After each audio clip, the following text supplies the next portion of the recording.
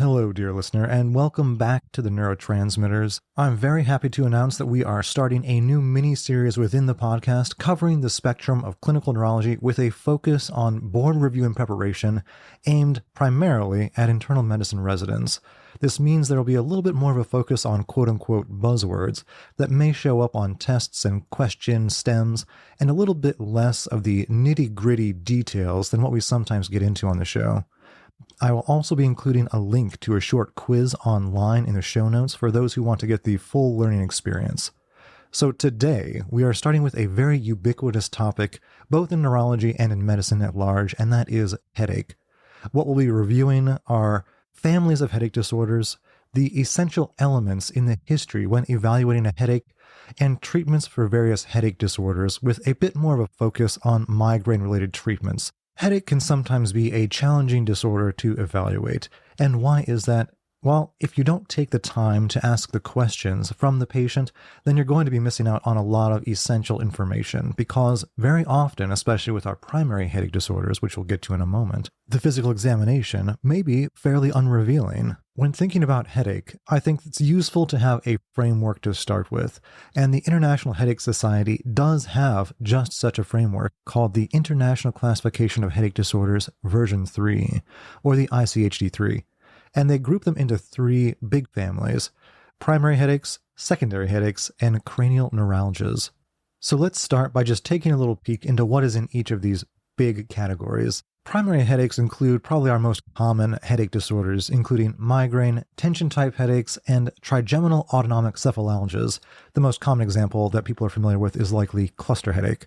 And we'll talk about some other things in that particular subclass as well as we go forward.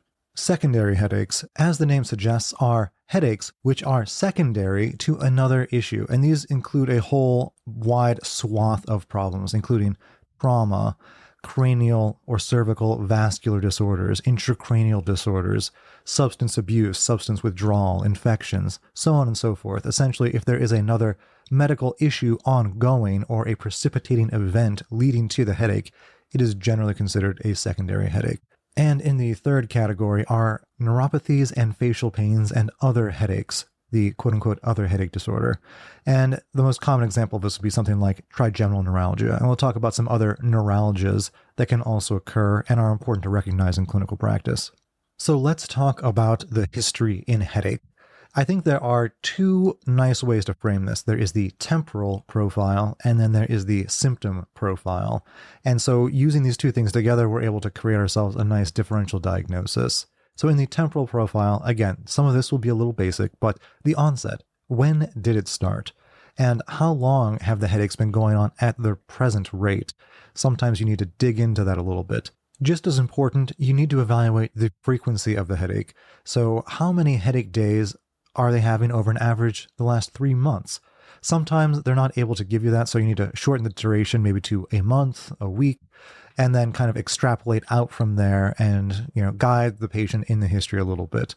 But that is important in terms of deciding how disabling the headaches are and whether preventive medications or other things like that are appropriate.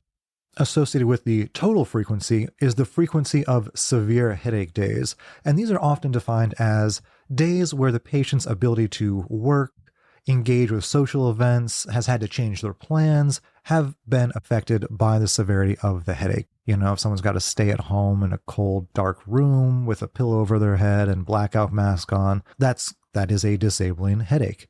Sometimes, if they're not able to tell you how many headache days they are having, you can ask them how many days did you have no headache whatsoever. And if their headaches are chronic enough and severe enough, that pain-free day will be more noticeable against the background of the chronic pain. There are some different assessment tools that people will use in their charts to document progression over time and try and be a little more objective. One of the ones that's a little more common or popular is MIDAS, the Migraine Disability Assessment Scale, and that helps kind of create a numerical value to some of these things we were just talking about. Another piece of information that is useful is how many days is the person needing to take medication for their headaches. And very often you'll have to ask specifically about over-the-counter things. A lot of times people don't consider over-the-counter meds to be quote-unquote medication, and so they won't tell you about taking acetaminophen or paracetamol for our overseas friends. aspirin, etc., etc. So you do need to be very specific about taking anything, whether that is prescription or over the counter. And as an addendum to that, were those medications actually helpful? Because one thing you will find is that people with chronic headache will frequently use these medications to an excessive amount, which, in addition to liver and kidney injury, can also lead to medication overuse headache, one of our secondary headache type disorders that we'll talk about more later. The final piece of our temporal profile in terms of the history is the duration of the headache day itself, anywhere from minutes, hours, up to several days for some people. And this, you want to find out if it is treated. Did they take something over the counter, prescription, or how long does it last if they don't take anything? And both of these pieces of information are helpful. It may tell you whether the medication is working, whether the medication is working but they're having side effects, or if the medication is just not working at all. Now, diving into the other half of our history for headache, the symptom profile. And there's a few things here that are going to sound very familiar to anyone who's been through medical school. So first is the pain itself. The location of it. Where on the head or neck is the pain most? How does it spread? What is the quality of it or the character? I sometimes say, what is the flavor of this pain? Sharp, stabbing, dull, throbbing, pounding, etc. And what is the severity? A lot of people will use the scale of 0 to 10, with 10 being the most severe pain that someone could imagine, which can be helpful for tracking people's response to treatments and other interventions over time. You also want to ask how routine physical activity, such as going up and down a flight of stairs, or other things of a similar level of exertion, may affect the person's pain, as migraine specifically tends to get worse with routine physical activity. Next, we want to dive in a little bit to the associated features, right? So there's the headache itself, but for many people, there is often a prodrome. People may feel a little run down, kind of flu-like, anxious, trouble concentrating, various other kind of neurocognitive types of side effects. And so those can sometimes, especially with migraine, be something to ask about in the time leading up to the headache itself. Are there any associated sensitivities to light, sound, smells? Do they have nausea or vomiting, either preceding or during the events? Any other neurologic complaints? Numbness, weakness, especially visual auras, right? We'll talk about those more when we get into migraines. And then, is there a presence of any cranial autonomic features? And again, these kind of go with our trigeminal autonomic cephalalgias primarily. And these include classically tearing of the eye, congestion or sinus congestion, rhinorrhea, ptosis, injection of the conjunctiva, usually on that same side of the face as the headache. And we'll talk about these particular symptoms more when we get into that family of headache disorders also. Other factors that we really want to investigate in our history is there a family history of headache, particularly migraine, as it does tend to run in families. We want to get a detailed medication history. Right, headache is a very common side effect for a lot of medications. So you really want to dive into whether there was any temporal association between starting that medication and the onset of the headaches. And while we talk about medications as thinking prescription, but you need to ask specifically about over-the-counter medications as well as supplements, vitamins, etc., etc. So anything new that may have been introduced around the time of the onset of the headaches. Now, something that is unlikely to show up on the exams, but in real life, I think is still an important thing to ask about, are the general habits of the person. And we're talking about things like quality of sleep, anxiety, depression, as well as caffeine use and things like that may also be triggering events. So general health and wellness are very important. So lifestyle counseling and evaluation is always an essential part of any proper real-world headache evaluation as well. The last part of our history is the part that may be the most familiar to those with a medical background, and this is the part that very often on the test will be important, and it is important in real life as well, and these are the questions that suggest different provocative features or triggers that make us concerned about secondary headaches. There is a nice acronym for this, the SNOOP-4, or an extended version called the SNOOP-10. And this is an acronym that kind of gives us some different signs and symptoms to watch out for that make us concerned about secondary headaches. So S, systemic symptoms. This includes things like fever, elevated blood pressure, a history of cancer or metastatic disease, other things like that. N is for neurologic signs or symptoms. N is for neoplasm. O, Onset dash sudden. This is our thunderclap headache. So maximal headache intensity in less than 10 seconds traditionally. O is onset after age 50, right? So most of our primary headache disorders are going to be in people younger than age 50. If we have a new headache after that, we have to start thinking about other causes. P is for pattern change. And there's a lot of other P's under this pattern change. This includes progressive worsening or change in nature or the character, precipitated by cough, valsalva, or sneezing. Anything that can transiently increase the intracranial pressure, so that bearing down movement. Postural changes worsen, and this can be high or low CSF pressure, right? So if you're standing up, you have a low CSF pressure, that can worsen your headache. If you have high CSF pressure, like someone with idiopathic intracranial hypertension or pseudotumor cerebri, then the headache is often worse with lying down. Having papilledema on examination, which obviously requires us to do a fundoscopic examination.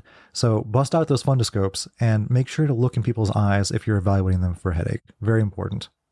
Another P, if they have new onset headaches in the pregnancy or postpartum period. Women who are pregnant or in the postpartum period are at higher risk for a few things like cerebral venous thrombosis, pituitary apoplexy, so any new headache in this particular time period should be viewed with suspicion. Our final P is painful eye with autonomic features, and this can suggest pituitary issues, ophthalmic issues, cavernous sinus thrombosis, and without the autonomic features, we can also consider things like optic neuritis. So now that we have our history questions down, let's move into the first of our categories, and these are the primary headache disorders.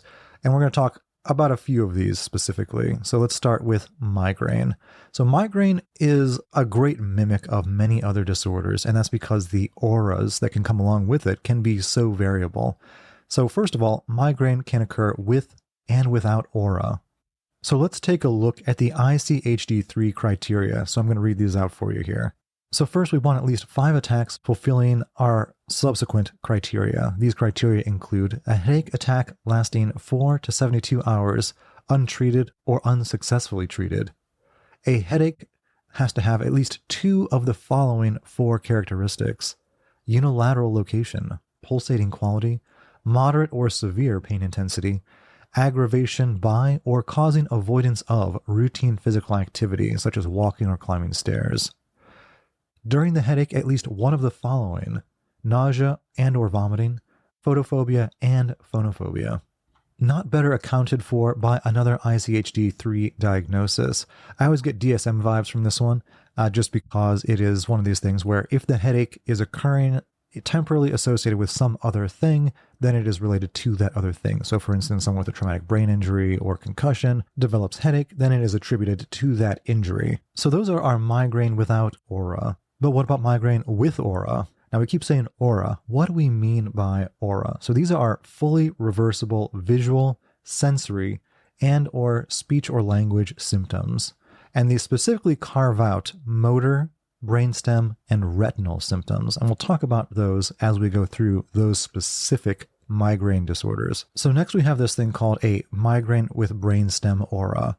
And so these are called brainstem symptoms because they essentially localize traditionally to the brainstem. And these include at least 2 of the following fully reversible brainstem symptoms: dysarthria, vertigo, tinnitus, hypoacusis, diplopia, ataxia not attributable to a sensory deficit, decreased level of consciousness defined here as a GCS less than or equal to 13, and no motor or retinal symptoms, right? Again, we have this carve out for these other migrainous disorders. Next up is hemiplegic migraine, which includes fully reversible motor weakness. And it can also have fully reversible visual, sensory, and or speech or language symptoms, just like migraine with aura. But the tricky part is that the motor symptoms generally last less than 72 hours, but as per the ICHD-3 guidelines, motor weakness may persist in some people for weeks, and this can be very challenging, especially if there isn't a proper history of recurrent stereotyped events where you can definitively make that diagnosis. So for both brainstem aura and hemiplegic migraine, you are very often working these patients up for things like stroke or other neurologic disorders if there is not a clear-cut history of these reversible types of deficits in the past where someone has said, oh, you have this type of migrainous disorder. And the last migrainous disorder I'm going to be talking about in the recording today is retinal migraine. This is characterized by fully reversible monocular positive and or negative visual phenomena. And so these are your classic like scintillating scotomas, blindness, like the flashing lights, dark spots, all that kind of stuff. Confirmed during attack by either or both of the following: a clinical visual field examination or a patient's drawing of a monocular field defect. Additionally, it tends to spread gradually over 5 minutes or longer. Symptoms last up to an hour, and it should be accompanied or followed within an hour by a headache. Now you may be asking yourself, how is a retinal migraine different from a traditional migraine with visual aura? The emphasis is generally being placed on its monocular character, as opposed to being binocular like the traditional visual aura in a migraine. This is not an exhaustive list of migrainous disorders, but for those who are interested in digging deeper, do check out the ICHD3 website, which I will include again in the show notes. Next up, we have tension-type headaches. This is a headache typically bilateral with a pressing or tightening quality of mild to moderate intensity lasting minutes to days. The pain, unlike migraine, does not worsen with routine physical activity and is not associated with nausea, although photophobia or phonophobia may be present, and this can last anywhere from about a half hour up to a week. These are generally characterized as either infrequent, at least 10 episodes of headache occurring on less than 1 day per month, on average less than 12 days per year, or frequent, at least 10 episodes of headache occurring on 1 to 14 days per month, on average for more than 3 months. And lastly, chronic, headache occurring on more than or equal to 15 days per month, on average for more than 3 months. Next up, you have the trigeminal autonomic cephalalgias. I had one attending who told me that many of these disorders are essentially change the symptoms into Greek or Latin, and that's just what it is. So trigeminal nerve, autonomic symptoms, cephalalgia, that is to say, your head hurts. So the common clinical features here are a typically unilateral headache, and they often have prominent cranial parasympathetic autonomic features, usually lateralized and ipsilateral to the side of the headache. These include, as mentioned earlier, conjunctival injection or tearing/lacrimation, nasal congestion or stuffiness or runny nose/rhinorrhea, eyelid edema, forehead and facial sweating, and then meiosis and or ptosis. So the poster child for this family is cluster headache. I think everyone learns about this one in medical school. So these are attacks of severe, strictly unilateral pain, which is orbital, supraorbital, temporal, or in any combination of these sites. These episodes usually last anywhere from 15 to 180 minutes, occur from once every other day to 8 times a day, and the pain is associated with those same autonomic symptoms that we just mentioned, as well as this restlessness or agitation. As opposed to migraine, where people usually want to lie down and go to sleep, people with cluster headaches are often very agitated and unable to sit still. A quick note, the pain is often incredibly intense, and this is sometimes called the, quote, suicide headache, because it can be so severe for some people. I do want to spend a little bit of time talking about the other lesser-known headache disorders in this family. These include paroxysmal hemicrania, hemicrania continua, and short-lasting unilateral neuralgiform headache attacks, with some subtypes there. For paroxysmal hemicrania and hemicrania continua, these are obviously very unilateral headaches, and one of their unique features, in addition to all of the autonomic symptoms, as we've mentioned before, is that they tend to respond very significantly to indomethacin, so that can sometimes be a differentiating feature for this particular headache disorder as opposed to other things which may look similar. Under the umbrella of short-lasting unilateral neuralgiform headache attacks, we have two different entities. It is SUNCT and SUNA, which are both acronyms we'll get to in a second. So these are characterized, the criteria here are at least 20 attacks fulfilling these criteria. Moderate or severe unilateral head pain with orbital, supraorbital, temporal, and or other trigeminal distribution lasting for 1 to 600 seconds, very brief, and occurring as single stabs, series of stabs, or in a sawtooth pattern. That sounds particularly unpleasant. And at least one of the following 5 cranial autonomic symptoms or signs ipsilateral to the pain. And these are the same ones we've been mentioning. Conjunctival injection or lacrimation, nasal congestion or rhinorrhea, eyelid edema, forehead and facial sweating, forehead and facial flushing, sensation of fullness in the ear, that's a new one, meiosis and or ptosis. They occur with a frequency of at least once per day, and they are not better accounted for by another ICHD-3 diagnosis. So we mentioned these two acronyms, SUNCT and SUNA. SUNCT stands for short-lasting unilateral neuralgiform headache attacks with conjunctival injection and tearing. SUNA stands for short-lasting unilateral neuralgiform headache attacks with cranial autonomic symptoms, that's the A there, and it has only one or neither of conjunctival injection and lacrimation. Moving on, we have our next category, which are painful lesions of the cranial nerves and other facial pain. Again, we have some prototypical disorders. The first on the docket here is trigeminal neuralgia, and this is characterized by recurrent attacks of unilateral facial pain in the distribution of one or more divisions of the trigeminal nerve, with no radiation beyond. And it has the following characteristics. The pain is typically lasting from a fraction of a second up to 2 minutes. It is severe in intensity, and it has an electric shock-like shooting, stabbing, or sharp quality. This can sometimes be precipitated by innocuous stimulation within the affected trigeminal distribution. And again, it should not be better accounted for by another diagnosis. Now you may be asking yourself, how does trigeminal neuralgia differ from our SUNCT/SUNA and paroxysmal hemicrania? And that is a good question because they can clinically look very similar to one another. Now, classically, trigeminal neuralgia usually has a refractory period after each attack, but there can be some overlap with our short-lasting unilateral neuralgiform disorders. Additionally, we would expect the autonomic symptoms to be more prominent with the trigeminal autonomic cephalalgias rather than the trigeminal neuralgia. And while this is usually the case on any tests or exams that you encounter, in real life things may get a little fuzzier. Now, for trigeminal neuralgia, they characterize it as 3 subtypes. There is classic, secondary, and idiopathic. So classic trigeminal neuralgia is often due to neurovascular compression of the nerve root, which opens up the possibility of surgical decompression as a treatment modality for these specific patients.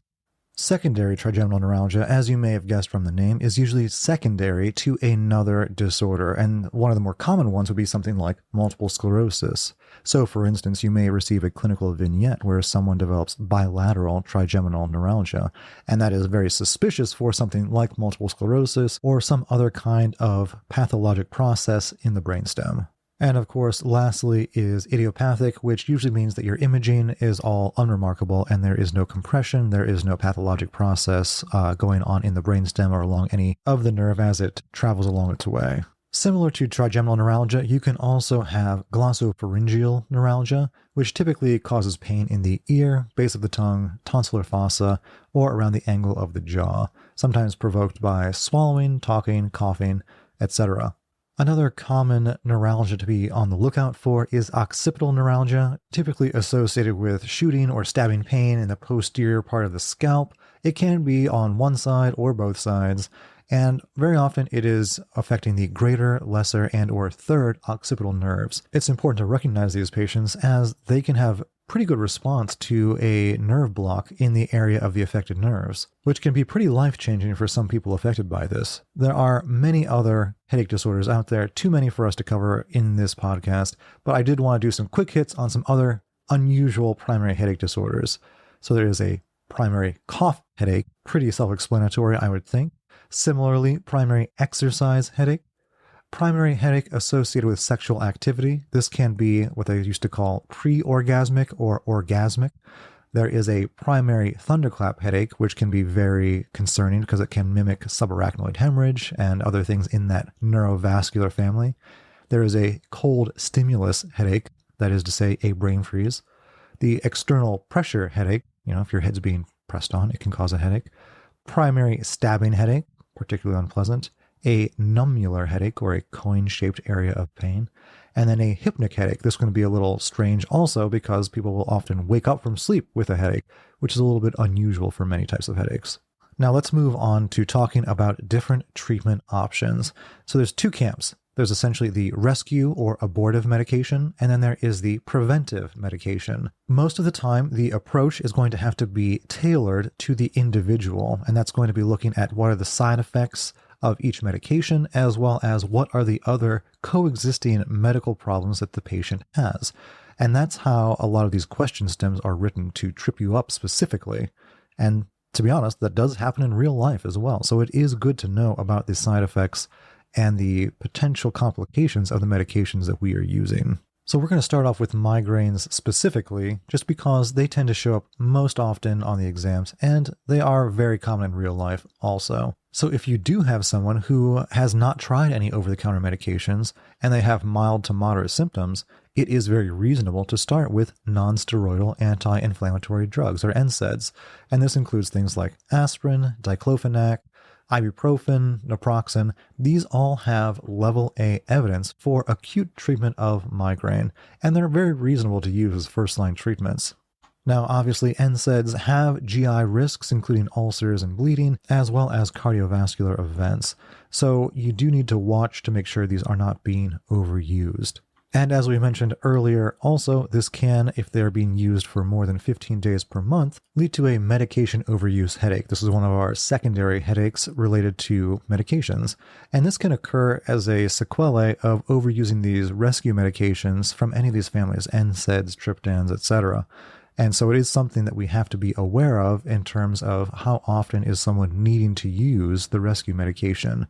And if they are overusing this, it can paradoxically make the headache worse. One of our other big families that are used for migraines are triptans.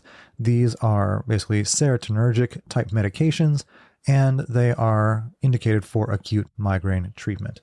Now, you do have to watch out because there is some vasoconstriction associated with these, so relative contraindications include things like a history of stroke or coronary artery disease, although this is somewhat debated. There are a plethora of triptans out there: sumatriptan, rizatriptan, zolmitriptan, etc.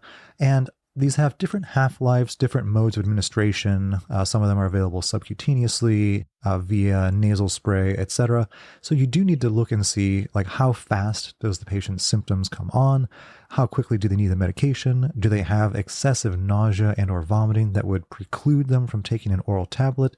So those are all considerations when selecting a medication as far as the triptan family. Very similar to triptans are the ergots, or DHE, specifically dihydroergotamine. While it is pretty similar to triptans in its effect, it has a bit broader activity, and so sometimes is used in folks who don't respond to triptans initially. I do want to mention the Gepants, or the CGRP blockers. There are some options now in the rescue family, ubrogepant specifically, which has been shown to be fairly effective. I don't know if this is showing up on tests yet, but it may in the next year or two. But it is also an option for people for rescue therapy.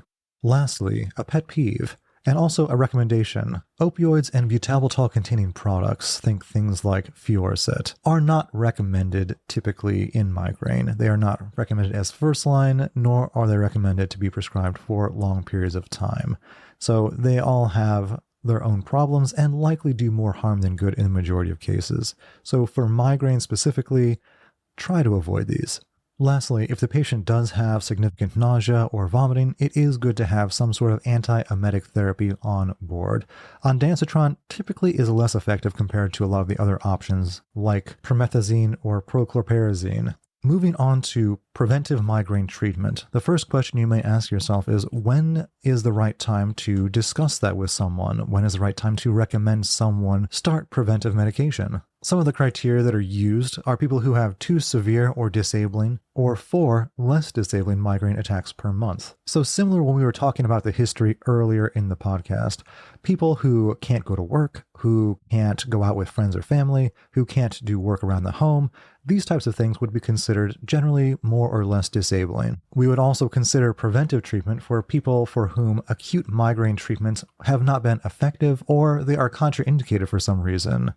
We would consider it for people who have medication overuse headache. For people whose migraines, though maybe rare, are highly disabling, these would be like our people with hemiplegic migraine or the migraine with brainstem aura patients. And lastly, it's fine if the patient just prefers to be on a preventive medication. There's nothing wrong with that. So when we're looking at the different families of medications used for preventive therapy for migraines, we kind of fall into a few buckets. We have our antidepressants, we have our antihypertensive medications, and then we have our anti-seizure medications. And then there's a kind of smattering of other things that don't fall nice and neat into one category together. So starting with the antidepressants, we have two main classes. There's the tricyclic antidepressants, and there are the serotonin norepinephrine reuptake inhibitors, or SNRIs. There are multiple different TCAs. However, the two most common ones that we use for headache are amitriptyline and nortriptyline. Amitriptyline tends to be a little more effective, a little more helpful with sleep because it is a little more sedating. It has a little more anticholinergic side effect, which can be a plus if you're using it for sleep, but can also have some negative side effects in as much as more weight gain, dry mouth, dry eyes, constipation, etc., as opposed to nortriptyline. So selection does depend a bit on tolerability and the patient, whether or not they have side effects. One other key aspect to be aware of is that while TCAs and SNRIs can both be helpful for neuropathy, people with restless leg syndrome specifically may have exacerbation of those symptoms on TCAs. So if they have a prior diagnosis of RLS, you may want to avoid those medications. The main two SNRIs that we talk about for migraine prevention are venlafaxine and duloxetine. Venlafaxine may have a bit more evidence behind it, but it may cause a bit more withdrawal when it is discontinued. Patients who might receive some extra benefit from SNRIs as their migraine prevention medication include those who already have a neuropathy from some other cause, or for duloxetine specifically, people who may have fibromyalgia also. Next up, we have our antihypertensive medications for migraine prevention. I think everyone is fairly familiar with propranolol as an option for migraine prevention. It is a non-selective beta blocker, which means that whenever you see in the question stem someone with a history of asthma, you generally want to not pick that choice. So the history of asthma is definitely something to keep in mind, as well as whether or not they tell you about any low heart rate in the vignette. Less frequently used, but still options to consider in real life, are metoprolol and timolol, which can both be used for migraine prevention, but aren't used as often as propranolol. Verapamil, a calcium channel blocker, is also an option, and it's particularly used in folks who might have particularly bad auras, such as brainstem or hemiplegic. There is even evidence to support the use of lisinopril and candesartan, an ACE inhibitor and ARB, respectively. Unsurprisingly, the main contraindication for medications from the antihypertensive class is going to be hypotension. You should also avoid them in anyone planning to become pregnant. Next up are anti-seizure medications. There are several potential options within this family, but the two most commonly used are topiramate and valproate. While both of these can be quite effective for migraine control, they also have a number of potential side effects that it's important to be aware of. So topiramate may be a good selection for someone who has issues with being overweight or obese, as it does have some appetite suppression effect and is in fact even used in some combination medications for weight loss. But it is not all sunshine and roses for topiramate. It is sometimes also called Dopamax, a riff on its brand name of Topamax, as it can cause some pretty significant cognitive issues, all the way from some mild word-finding difficulties up to more significant memory issues in some people. Other potential issues to be aware of with topiramate include some paresthesias around the face and fingers, as well as an increased risk for kidney stones. So people do need to stay well hydrated, and having a history of kidney stones is a relative contraindication to using topiramate in those specific people. You don't see valproate used specifically for migraine nearly as much as in years past, and this is because it just has such a laundry list of potential side effects. These include things like sedation, weight gain, hair loss, getting hair where you shouldn't, liver issues, liver toxicity specifically, thrombocytopenia, and both topiramate and valproate are teratogenic, and valproate specifically should be avoided in any women of childbearing age. As always, counseling your patients about potential risks of medications, particularly when it relates to pregnancy, is very important. Other anti-seizure medications that are sometimes used as preventive agents for migraine include gabapentin, pregabalin, zonisamide, which zonisamide is somewhat similar to topiramate and may be an option for those people who maybe got some benefit from topiramate but really couldn't tolerate the side effects very well. The last class of medications I want to talk about for migraine specifically are the calcitonin gene-related peptide monoclonal antibodies, or the CGRPs. These are usually once-monthly injections like arenumab or galcanezumab, and their side effects typically include injection site reaction, hypersensitivity, and constipation, sometimes severe constipation. So those are the main things to watch out for with this family of medications. I don't know if these are showing up on questions for IM boards yet, but if they aren't yet, they probably will be in the next couple of years, I would imagine. Moving on from migraine, let's talk a little bit about the trigeminal autonomic cephalalgias. I think everyone knows from medical school that cluster headaches first line is oxygen therapy. However, insurance is a real bear about getting this approved, so sometimes that isn't really feasible. Triptans are another option, including subcutaneous or nasal spray. Verapamil and valproate have both been used as preventive agents, and galcanezumab has been approved also as a potential option. And we'll finish up today by talking a little bit about the treatment for trigeminal neuralgia. So medical therapy typically begins with carbamazepine, and carbamazepine, as most people will know, is a sodium channel blocker. It is also a CYP450 inducer, a very strong inducer, so you do have to watch out for medication interactions. Carbamazepine will also auto-induce its own metabolism after you start it in the first few weeks, so you do have to be cognizant of that also. Carbamazepine belongs to the sodium channel blocker family of anti-seizure medications, and the side effect profile that is pretty ubiquitous among sodium channel blockers to one extent or another are the 3 Ds: dizzy, drowsy, drunk. So dizziness, sedation, and ataxia. So you do have to watch out. These are usually dose-dependent side effects, but they can be very common depending on how well the person tolerates it and whether there are other medications on board that can compound that effect. If someone isn't tolerating carbamazepine, oxcarbazepine is also an option. Oxcarbazepine, very closely related to carbamazepine. It has a slightly better drug interaction profile and doesn't have quite as many side effects as carbamazepine does itself. However, it may predispose slightly more towards hyponatremia, so you do need to keep an eye out for that, as that risk for hyponatremia does increase with increasing age. Other medication options that are often tried do fall into similar lines as far as belonging to the anti-seizure medication class, and most of them to the sodium channel anti-seizure medications specifically, things like eslicarbazepine, phenytoin, lamotrigine, and there are others that can be tried as well, like gabapentin, baclofen, valproate, topiramate, levetiracetam, etc. For an acute rescue medication option, IV fosphenytoin is sometimes used as well.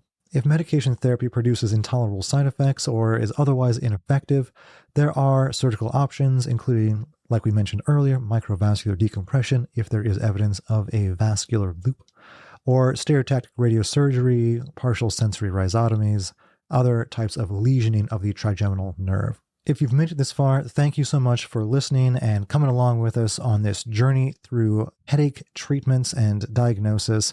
And if you want to test your mettle a little further, there will be a link to a small quiz. You can check your knowledge, make sure this stuff is sticking, and put it into practice as soon as possible. For people who are listening who are part of the internal medicine class where I'll be teaching, we'll be going through these questions live together with in-person explanations. And for those who are listening to this later online, if that's something that you would like to see or participate in, drop us a line, send us an email, contact@theneurotransmitters.com, and please let us know if you're getting something out of this, if you think this is useful, if you want us to keep posting this stuff to the podcast feed. I hope it is, and please let me know. I very much appreciate hearing from each and every one of you guys. If you want to find more neurology education content online, you can find us at theneurotransmitters.com. You can find me online on X, formerly known as Twitter, at drkentris, that's Kentris, or the Neurotransmitters account at neuro_podcast. Thank you all for listening, and we will see you again really soon.